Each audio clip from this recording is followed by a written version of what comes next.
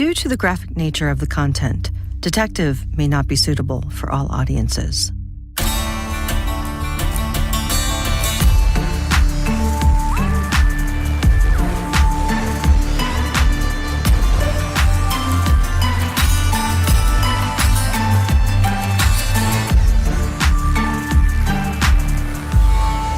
I do think that some people want me to succeed in the communities, and they have expressed that because they see me there, when nobody else is there. They'll see me at night, or they'll see me in the morning, or I have lunch in the area, and it's like, you're still over here. And I'm like, well, I have to be because I don't have anything on this case. I have nothing. And, people have wished me luck or encouraged me, not to give up. I'm Garnsey Sloan for Investigation Discovery, and this is Season 2 of Detective. True stories from behind the yellow tape, the ones you don't hear on TV. That was Garry McFadden speaking. He was a homicide detective for over 27 years, a man with a personal connection to murder, which led to a long career putting away some of Charlotte's worst criminals. Over the course of his career, Garry developed a strong bond with the community he was there to protect and serve. But even though he was well-connected, there were still times that he got handed a case and had no idea where to start. Even with no one to call, Garry still turned to the people of Charlotte to help set him on the right track. You go back to the area where the homicide occurred, and you develop new relationships. I go to the churches. I go to community events. I show up to events where they don't expect officers or detectives to show up. I will come to the community and just hang out for a minute and said, I'm working this case and can you help me? You don't have the atmosphere or the attitude that I'm the police at this point. You just come and just kind of hang out, and sometimes they almost feel sorry for you. You're just there just kind of saying, I've got this case and I have no leads, I have nothing. Can you help me? It's an opportunity to learn, and it is my opportunity to build relationships in that community that I did not have relationships in. Garry believes in being honest. He has seen how being open with people has helped him develop a close network in the city of Charlotte. You start building contacts, and then people kind of gravitate towards you. Once they see that you are honest, sincere about what you're doing, then they kind of gravitate towards you. I do think that some people want me to succeed in the communities, and they have expressed that because they see me there, when nobody else is there. They'll see me at night, or they'll see me in the morning, or, I have lunch in the area, and it's like, you're still over here. And I'm like, well, I have to be because I don't have anything on this case. I have nothing. And, people have wished me luck or encouraged me, not to give up. And a great part of it is they are thankful for that. And when they said, we thank you for really considering this as one of your major cases. As Garry continued to find ways to connect with the people around him, he found their support was unwavering, even when Garry couldn't prove his case. It was a murder. It was a murder of a young lady. She was killed by some drug dealers. The community rallied around me with the non-traditional witnesses. All of my witnesses had criminal backgrounds, and they were in the street selling drugs. But when I was looking for one witness or two witnesses, they assisted me. They saw the effort that I wanted to give this case and the attention I wanted to give this case, and they rallied around me. Despite the efforts of Garry and his witnesses, the case was actually doomed from the start due to an error at the crime scene. The shirt was over the victim. The forensic evidence was taken off the shirt, the fibers in the hair and everything was taken from the shirt. And it was collected properly, attached to the bag, and the process is to go now to the lab to be analyzed. But the person did not document it properly, so it was never analyzed.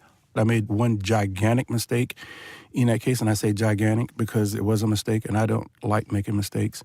And I allowed someone else to review my evidence with the district attorney, and they did not document properly what they did with the district attorney, and it came back to bite me.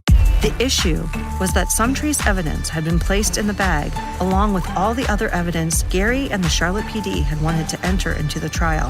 However, the trace evidence was not documented, so no one in the courtroom knew it was there. When they reviewed the evidence with the attorneys, they should have seen that the trace evidence was still attached to the bag, and they'd made no documentation of the trace evidence still attached to the bag. So when we got to court, the trace evidence, which was not processed, was still attached to the bag. And it was only noticed while the technician was on the stand, and everybody said, "What is that attached to the bag?" It was a courtroom nightmare. Not only did the forensic team miss essential evidence, but finding out about it on the stand brought the entire police department's professionalism into question. And as lead detective, Garry got hit the hardest. The attorney, in his closing arguments, talked about that. And he said, "We all know Detective McFadden. We know how he attacks a case. He loses no cases in court. And we know how important evidence is to him." And he showed several photographs of me on the crime scene. And he said, "These photographs shows professionalism. These photographs shows that he does not want his evidence contaminated." And you can see this one photograph where he is actually collecting the shirt himself. So no other items can fall upon the shirt or contamination of evidence. So if he took all of those measures to ensure that that evidence would be submitted as evidence in court, surely it's that important to you that you know what that evidence is, but we do not. That was true. We took all the precautionary measures to present this evidence in court, and it was never analyzed. So the jury took that to heart. Garry lost the case, but the hardest part of the entire ordeal didn't come until 3 years later. After the trial, the DNA evidence came back 3 years later, and nobody can explain how it came back 3 years later. It was against the defendant, so it's still an unexplainable thing. I still don't have an answer years later, but that's the only case I lost in trial. The case still haunts Garry to this day, but what he remembers most was what the victim's mother said to him the night she found out about her daughter's murder. I gave her mother the death notification that night. Her mother woke up out of bed, an elderly lady in her night slippers and a nightgown coming to the door, with her headscarf on, and I gave her the death notification in the middle of the night. And something she said really touched my heart. She said, "Young man, I want you to be careful out there. It's very dangerous." And I said, "Thank you, ma'am." And she said, "You be careful. You have a dangerous job." And, I had just given her a death notification of her daughter, and she was concerned about my welfare. It's hard to imagine what it's like to be in that situation. But Garry put himself in the victim's family's shoes and made sure they felt supported throughout the entire case. Once I found a lead, I called him. I said, "I got this lead. I don't know how it's going to pan out, but I'm going to go on it." Or, "I got this DNA evidence. It's great," or "It's not so good." So when we get to court, there are no surprises. There's no surprises in court. I traveled to other states to get expert witnesses that were not used. And I told them when I was going to other states to say, "I have an expert witness to testify about this in the case," and we never used them. They saw the effort that I wanted to give this case and the attention I wanted to give this case, and they rallied around me. So that was one of the cases that still haunts me. We put a lot of effort in it. So when we lost the case in court, believe it or not, they felt sorry for me. They were upset for me because they saw that the efforts that I had put into this case took some time, and it was difficult for me to lose this case. The bond forged between Garry and the victim's family left a lasting impression, a lesson Garry applied to every case he worked in his career. But sometimes these connections led to bigger surprises later on. It was 1992, and we got this case where a young lady was killed in an abandoned house. She had 5 kids, I think 5 kids at the time. And so when we worked in the case, we had to go to the home and deal with the kids because they were home alone. And I came in contact with 5 great kids. And one kid stood out, April, and we called the other them Bootsy and Tyrone and Big Mike and all of those. And they were like 5, 6, 7 years old. They were kids. And so June of 1992, I had to take these kids to their grandmother's house. And their grandmother lived not far away, and she lived with 2 of her adult kids, Diane and Grover. It was heartbreaking to see these children lose their mother, but Garry felt confident leaving them with their grandmother and older siblings. But only a few weeks later, Garry received a phone call. I got a call to go out to Katona Avenue. And Katona Avenue was a street where a lot of violence happened. So when we got the call, it was just, sadly to say, it was a regular area we frequent often in that area. When we got there, I noticed that was the house that I had just took April and her brothers and sisters. And I thought about that. And we walked into the house, and we discovered that Diane and Grover had been shot and killed. So at that time, I instantly said, well, I know there's some kids in this house someplace. And I remember picking up a big Tweety bird, a yellow Tweety bird, and had it under my arm. And I was calling for April, and she was hiding in the woods in the back of the house, so frightened, scared, and everything. And I gave her the Tweety bird, stuffed animal, and brought her back to the house, and we started to investigate the case. Other 4 kids were fine. They were scattered in the neighborhood with relatives, so we brought them back, and everybody, were fine. And so then I was thinking to myself, here are these kids witnessed a murder, and 30 days prior to that, they had just lost their mother to a murder. And so these kids were going to now be raised by different families. They were going to be separated, and they go in different directions. Her brothers went in different directions. April went in different directions. So you have to look at what causes kids on the street to go awry or be in mischief or in the life of crime. So you look at these kids. They have been subjected to violence twice in 30 days. As much as Garry tries to stay connected to his victims' families, it's only natural that people grow apart. Little did Garry know that this was not the last time he would come across April and her family. So 2010, I'm at the end of my career. I'm going to retire in a year, so winding things down, but still answering calls and still working murders. So we get this call on south side of the city that there has been a shooting. A young man was shot in the street. So we got the call, and I went over there and started investigating the case. Didn't really recognize Mike, Big Mike as they call him, didn't really recognize him, didn't really register in my head, because at that time it's 1992, and then you're talking many, many, many years after that. So I started investigating the case, and somebody said, well, his brother's Bootsy was with him when he was killed.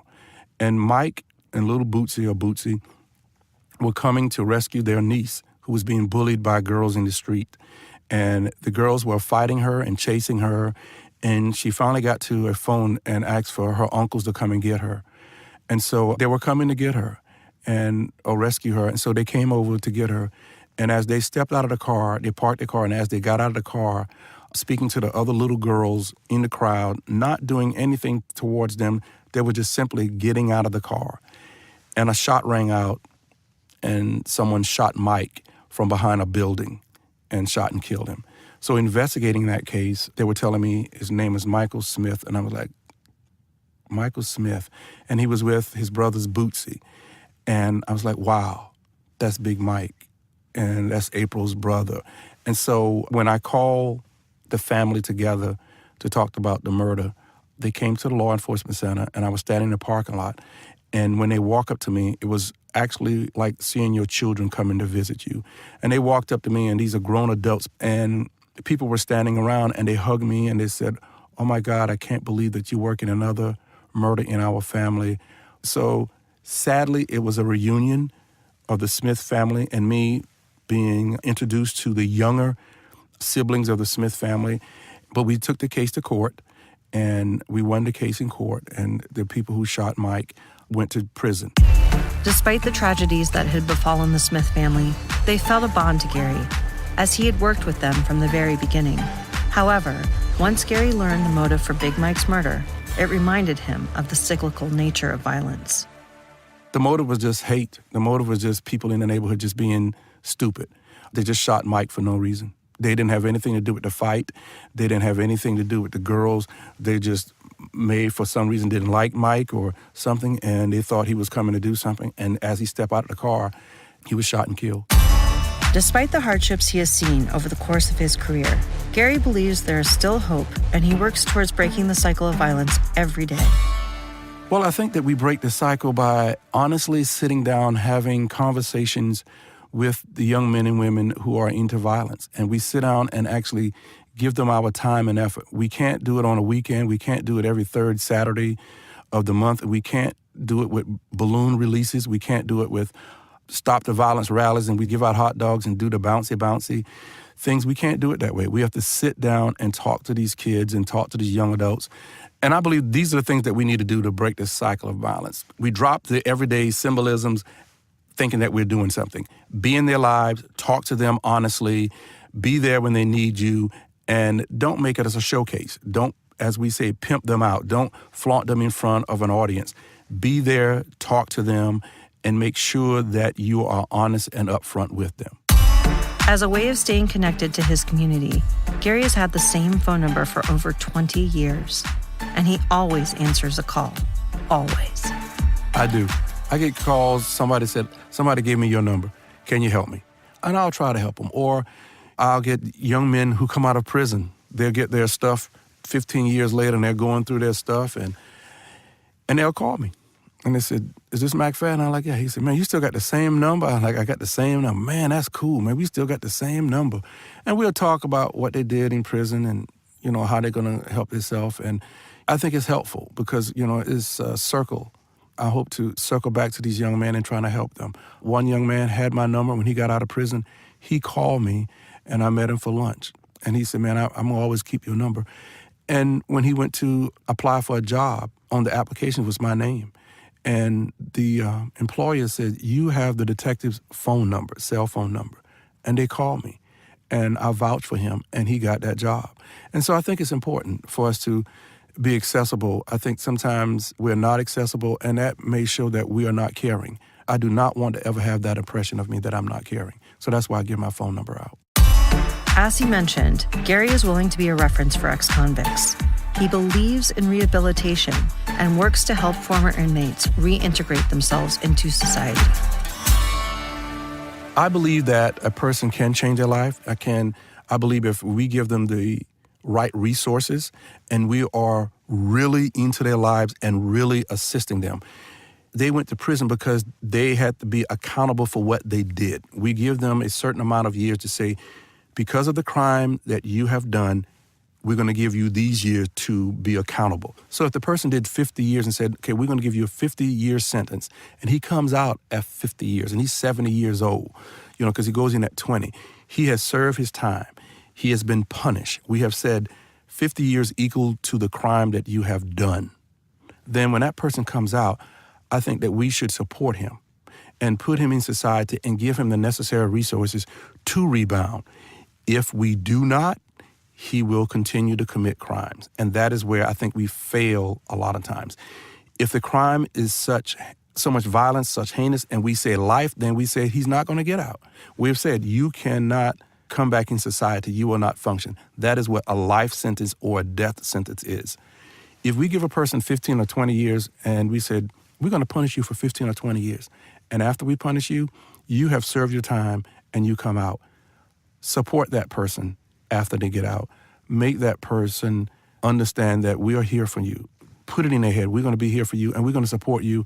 And so you can help others understand not to go to prison. If not, we're going to continue to have repeat offenders. People going in and going out because we've never, ever attached ourselves to them. Detective is produced by Investigation Discovery and is part of the Panoply Network, with special thanks to Kevin Bennett, Amy Angelowitz, and Emily Kaiser. This episode was produced by Tom Hina. Many thanks to the best audio engineer in the business, Joe Powers. Original music was composed by the talented Chris Kennedy and remixed by Joe Powers. Cover art was designed by Nan Galat. Sign up now on iTunes to get new episodes of Detective on your feed. And join me, Garnsey Sloan, next week for an all-new episode. Until then, check out crimefeed.com for all your latest crime news. On the next episode of Detective, the case Garry will never forget.